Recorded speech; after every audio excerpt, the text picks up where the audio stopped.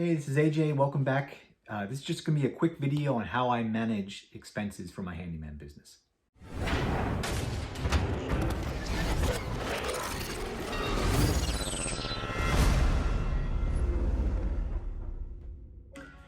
So let me talk a little bit about the evolution of where I started and where I am now.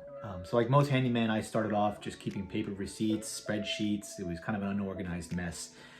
Then I had switched to a local credit union, which really didn't help me out very much. I went to QuickBooks for a little while. I didn't like it. Then I found an app called Novo, and you'll hear me over and over again talk about this app. It's a business bank app.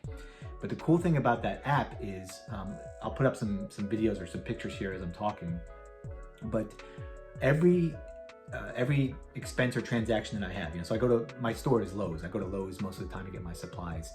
So when I go to Lowe's, I go in there, I buy whatever I want. And the example I'll put in here, I went to get some diamond drill bits the other day for a specific job.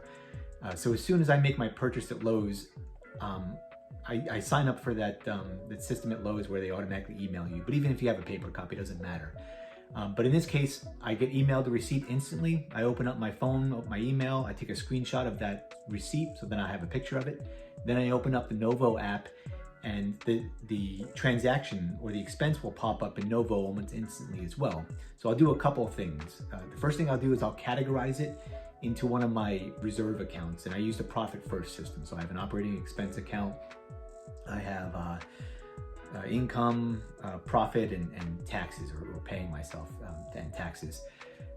So I will go and I'll put, in this case, that expense against operating expenses, and then I'll categorize it for tax purposes, because you have to look forward towards the end of the year. How am I going to categorize this in terms of my Schedule C, which is how you file your income if you're a single member LLC. So most of my stuff is cost of goods sold, so I categorize it as cost of goods sold. I go down to the bottom, I upload the receipt, I might add a note or something, and then that's it. I do that for every expense that I have. Sometimes I like to do it right as I'm doing it.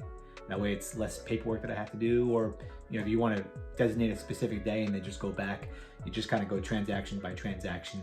And if you get the receipts emailed to you, then you could just go to your email, search for that dollar amount, and it'll pop right up. But that's how I do it. It makes a lot of sense for me, and it works really well, and hopefully it works for you as well. Anyway, stand by for the next one, and I appreciate you watching. Take care.